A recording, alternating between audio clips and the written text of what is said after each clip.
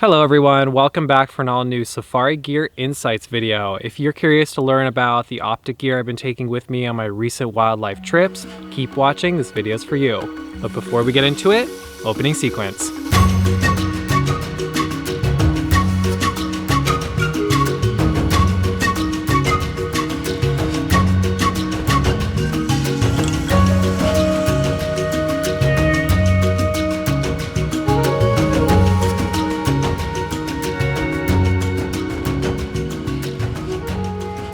Hello wildlife watchers, it's great to see you here. If you're new to the channel and haven't seen me before, my name is Jeff Heyer. I'm a very active safari traveler. And in today's video, I'm going to be sharing a comprehensive overview of the Optic gear I've been taking with me on my recent wildlife itineraries. I've had the privilege of visiting some very exotic wildlife destinations recently. This would include the Okavango Delta in Botswana, Zambezi National Park in Zimbabwe, the Greater Kruger in South Africa, and most recently the Pantanal in Southwest Brazil. If you've been following along on my channel here, you would see I'm always equipped with Optic gear. Binoculars, spotting scopes, all sorts of things that help me elevate my wildlife viewing experiences. I get a lot of questions about the gear I take with me, so that's what inspired today's video. I'm going to be sharing with you the safari essentials I've been packing with me on all of these wildlife expeditions. Before I start breaking down the gear, I just want to mention that these products are not considered entry level.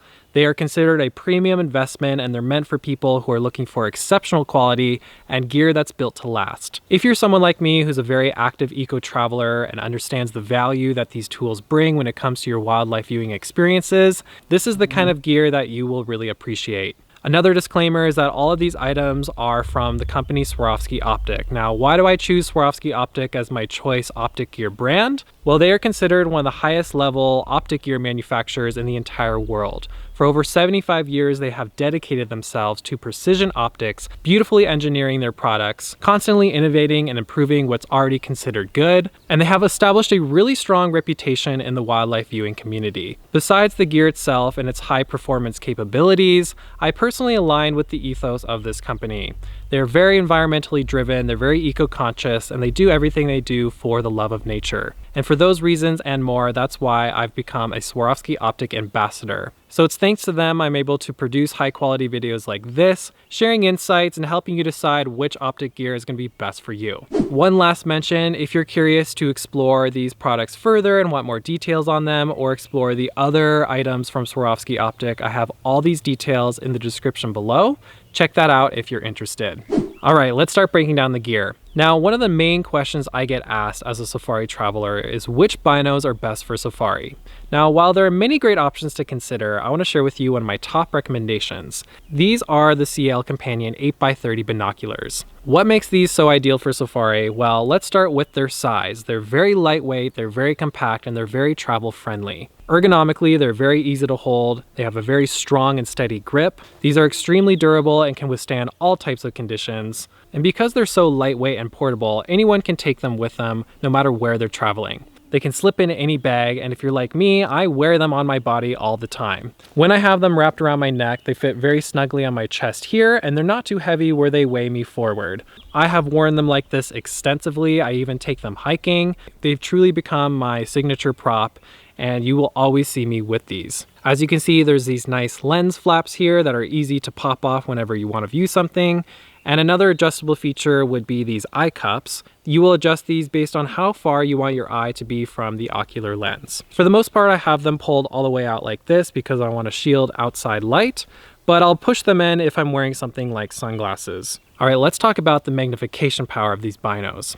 So these are 8x30s. What do those numbers mean? The 8 represents the magnification power. So when I put these up to my eyes, I'm able to zoom in on things 8 times closer than I can see with the naked eye. 8 is going to be a very ideal magnification power when you're on safari, because in most cases you're going to be viewing wildlife on a vehicle and you're going to be a reasonable distance away where 8 times the zoom will give you a really up close visual of what you're looking at. It'll allow you to view things like the hairs on a lion's mane or the feathers of a bird. All those details you would miss if you're just viewing them with the naked eye. Now, a lot of people think that the higher the magnification power, the better the binoculars. That's definitely not always the case. You got to keep in mind that the higher the magnification, the more narrow your field of view is going to be.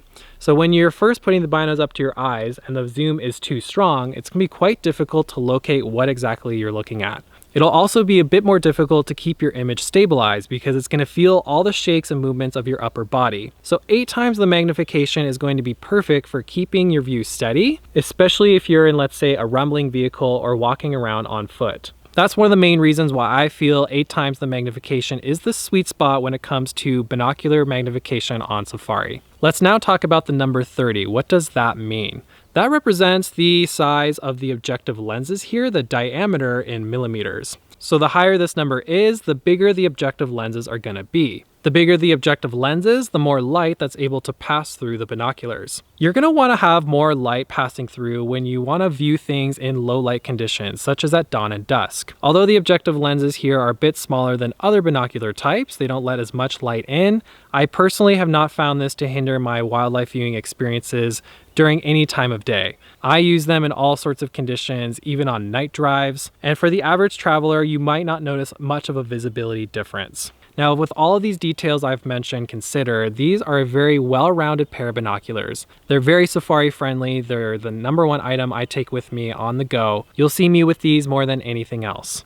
Okay, the next thing I'm going to feature is this spotting scope. This is the ATC 17-40 by 56 spotting scope, which has been super ideal to bring on Safari. Now, compared to the binoculars I just featured, these are going to be a lot more powerful. That range I just gave you, 17-40, again represents the magnification power, which means you can magnify images from 17 all the way up to 40 times closer. So when would I use this over the binoculars? Well, most often I will use this when I'm in a laid back environment, let's say hanging back at the lodge or camp, where I'm in a fixed location, a stationary place, where I can set this up, mount it on a tripod, and view wildlife for a longer period of time. Because it is so powerful, the zoom can go all the way up to 40.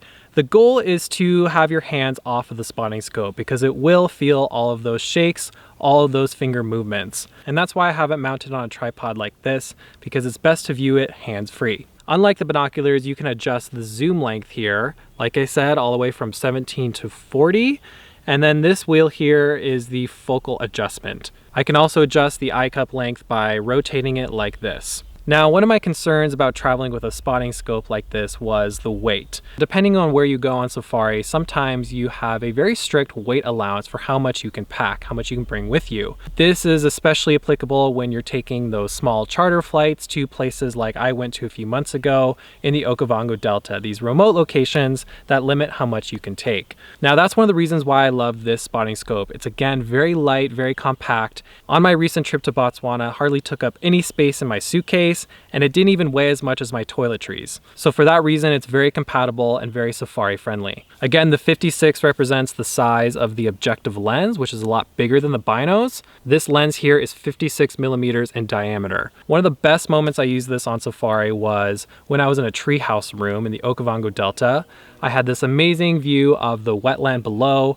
I set this up and observed all the wildlife that was around me at sunrise. I witnessed some incredible bird life and could spot a hippo from a very far distance away, but with this I was able to observe all of its details. I could see the water dripping off its back, I could see the cracks and scratches in its skin. And if you didn't know this, hippos are one of the most dangerous animals in Africa, so this allowed me to view it from a safe distance. Now you can take this off the tripod and use it as a handheld item too. Overall, this thing is extremely powerful and has allowed me to get that much closer to the wildlife.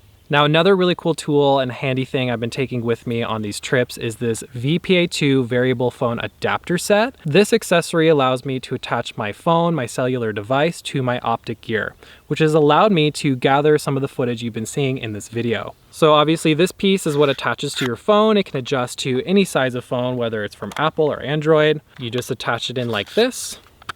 Once it's attached to your phone, you can then align it to your camera, no matter what kind of phone you're using. This piece can slide up and down and side by side. So I've now got it aligned to my camera. This is compatible with both the binoculars and the spotting scope. As you can see, I have these adapter pieces on here. I'm going to attach this one onto the spotting scope so you can see how it fits on there. Just put it in place, clip it in, and voila. Not only is this useful for snapping photos and taking videos, but if you're with a group and you all want to share the same spotting scope, this will blow up your view. So you can all look at it together and enjoy the wildlife viewing experience as a group.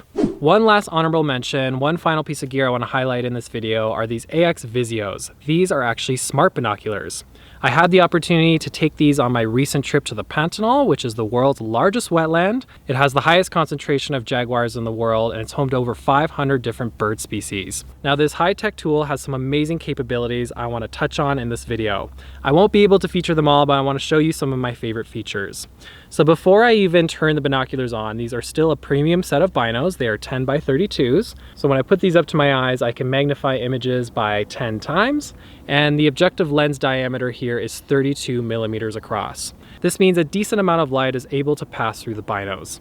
Now time to show you the really cool features. Once I turn the binoculars on, I can now have fun playing with all of these different high-tech settings. One of my favorite, and perhaps the claim to fame for these binos, is the bird ID feature. When I toggle the menu to the bird icon, I can now look through the binos, locate a bird in the center of my view, hold down on this button, and it'll actually tell me which bird species I'm looking at. There are over 9,000 different bird species downloaded on these binos. This was especially fun to use in the Pantanal because there are so many bird species and it was my first time there ever. So using these allowed me to learn the species really quickly and really efficiently. Seriously, these worked like magic. In addition to bird ID, there's also a mammal ID feature. The next setting I want to show you is the camera mode. So as you notice, these binoculars have 3 lenses. This one in the middle is actually a camera. So when I set this to camera mode and look through the binos and press this button again, I can now start snapping photos and recording video.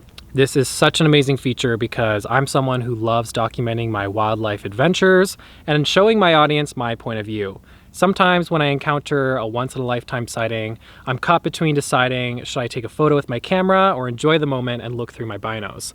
These have eliminated that problem and allowed me to do both at the same time. I used these to record some awesome footage of the bird life in the Pantanal, and one of my favorite clips from the trip was recording a jaguar swimming in the marsh alongside our riverboat. The final feature I want to show you on these today is the Shared Discoveries mode. This is an incredible feature. So when I use this setting, I'm able to mark a point of interest. I'm able to drop a tag. Now, when I hand these binoculars to someone with me, it's actually going to direct them using arrows on the screen to exactly the point of interest where I marked.